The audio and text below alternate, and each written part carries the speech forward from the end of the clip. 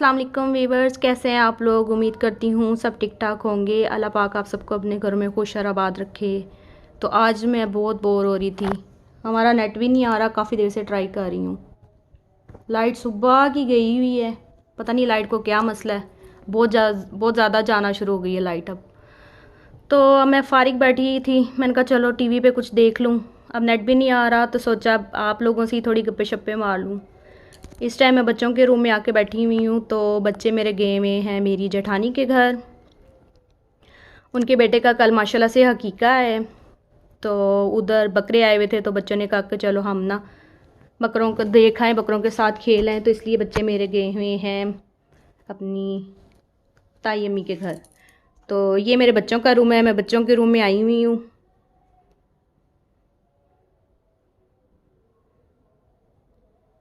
बच्चों का रूम है, बच्चों के रूम बच्चों के रूम में पेटी पड़ी हुई थी। बच्चे कहे थे मम्मा हमारे कमरे से पेटी निकालो।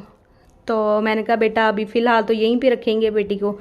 तो पेटी को थोड़ा सजा सजू दिया मैंने, बच्चे खुश हो गए थे, मम्मा चलें ये भी ठीक है।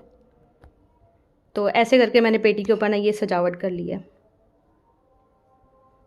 ये जो शीशा है अभी इसको भी कहीं पे लगाना है हमने।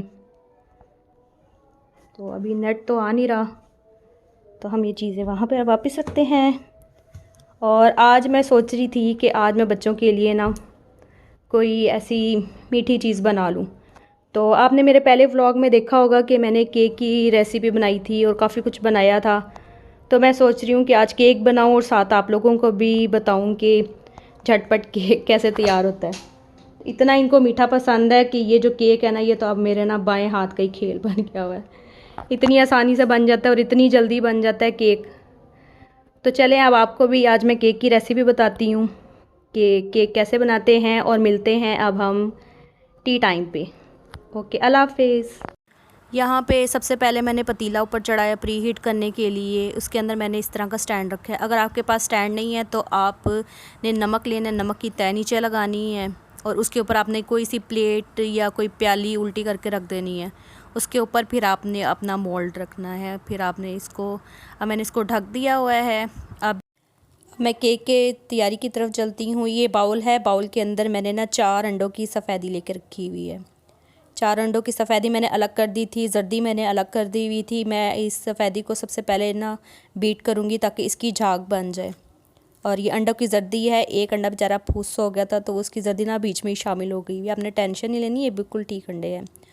तो ये 2 कप मैदा लिया है मैंने और 2 कप मैदा इसके अंदर जाएगा। 1.5 कप चीनी है।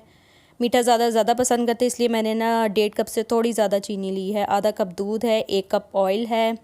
इसके अंदर ये सब कुछ ऐड करूँगी और सबसे पहले ना मैं अब ये अंडों की सफ़ेदी को बीट करूँगी। और इनको इतना मैंने बीट करना है कि इसकी ना झाग बन जाए और इसकी क्वांटिटी ना डबल हो जाए। जब ये डबल हो जाएगा ना तो फिर इसके बाद इसके अंदर ना मैंने ये अंडों की ना जर्दी शामिल करनी है। अच्छा, अब यहाँ पे अंडों की सफ़ेदी जो है वो डबल हो चुकी हुई है, इसकी अच्छी खासी झाग बन गई हुई है। अब इसके अंदर ना मैं ये अंडों की जर्दी शामिल करूँगी। अंडों की जर्दी शामिल करने के बाद इसको मैं बीट करूँगी। ये 4 अंडों की जर्दी है, अंडों की सफ़ेदी को मैं बीट कर चुकी हूँ। ये 4 अंडों की जर्दी है, इसको अब मैंने इसके अंदर बीट करना है। तो इसको भी ना इतना ज़्यादा नहीं हमने करना। उसके बाद मैंने इसके अंदर चीनी शामिल करनी है। चीनी शामिल करने के बाद फिर मैंने इसको फिर से ना इसके अंदर मिक्स करना है हाँ जी, इसके अंदर मैंने इसको मिक्स करना है। मेरा बेटा मेरे कान में कह रहा है मामा ये मिक्स होगा ना, मिक्स। मैंने कहा हाँ जी बेटा ये मिक्स होगा। बच्चे जब तोतली ज़बान में बोलते हैं, हालांकि ये तोतला बोलता नहीं है, लेकिन ये बाज़ टाइम ना कुछ ऐसे लफ्ज़ बोल देता है ना जिसको सुन के बड़ा मज़ा आता है। तो किसी दिन मैं इसकी भी आपको वॉइस सुनाऊँगी। बहुत शरारती है वैसे ये। अच्छा, तो यहाँ पे मैंने वनीला एसेंस लिया। ये आपने 4 to 5 ड्रॉप्स लेने हैं। ये बिल्कुल 4 to 5 ड्रॉप्स के बराबर ही है। और ये वनीला एसेंस इसलिए मैं डाल रही हूँ ताकि जो अंडों की स्मेल होती है ना, अंडों की स्मेल को दूर करता है और इसका फ्लेवर भी अच्छा आता है वनीला एसेंस का, इसलिए मैं वनीला एसेंस डालती हूँ।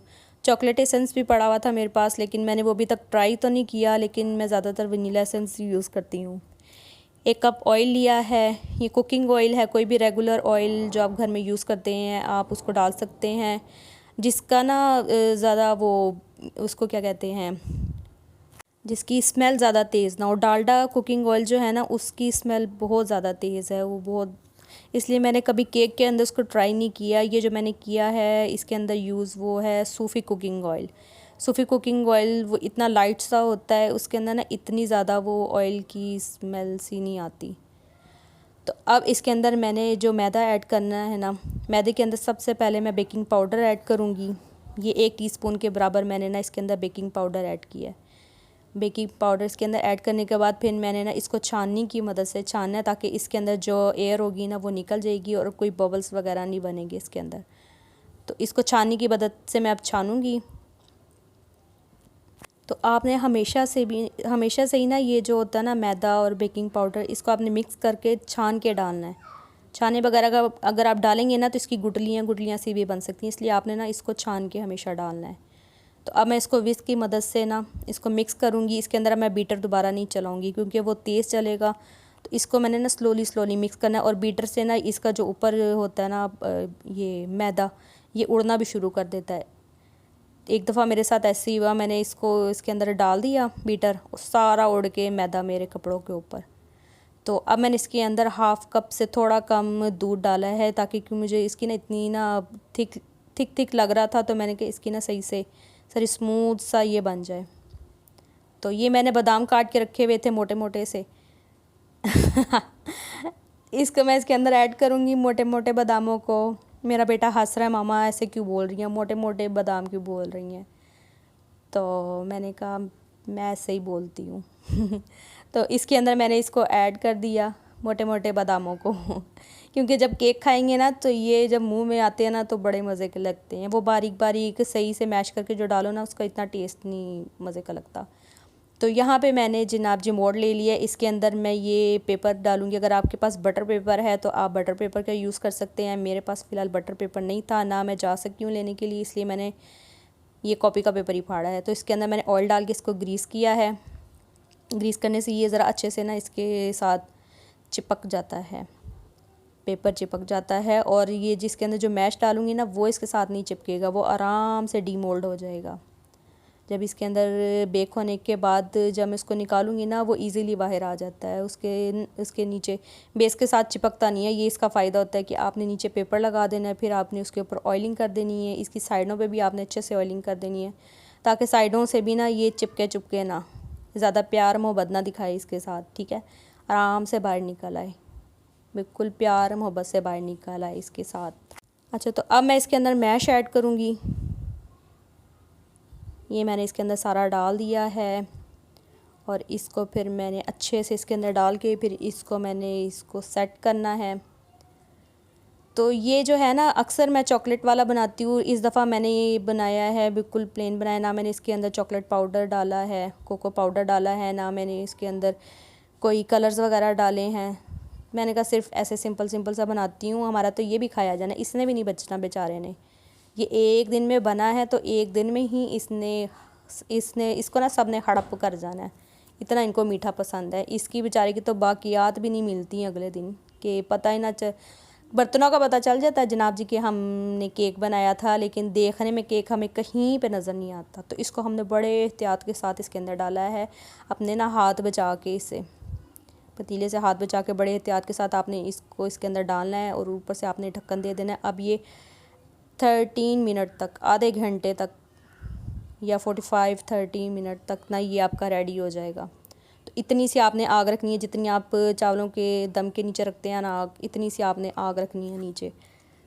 तो अब ये हमारा इसके अंदर रेस्ट कर रहा है। तो अब मैंने इसको चेक किया है 35 मिनट तक इसको चेक किया है। तो अब ये माशाल्लाह से सही गल गया है, और उसमें छुरे चबो रही हूँ इसको बेचारे को, अभी से इसका कत्लेआम कर रही हूँ मैं। हाँ जी, तो अब मेरे मियाँ साहब आ गए हैं, हम पार्टी कर रहे हैं यहाँ पर। तो मैंने कहा मैं आपको दिखाऊंगी आज। कहते ना मैंने कैमरे के सामने नहीं आना, तो बड़े ही शर्मीले हैं। शर्मीले तो खैर नहीं हैं, पर उनको अच्छा नहीं लगता कैमरे के आगे आना, तो इस वजह करके मैंने कहा चलो नहीं तो ना सही, मेरा की जाता है। तो यहाँ पे हम टी पार्टी कर रहे हैं। अगर आपको मेरे केक की रेसिपी पसंद आई है, आपको ये तरीका इजी लगा है, तो आप ज़रूर बनाइएगा, अपने घर वालों को खिलाइएगा।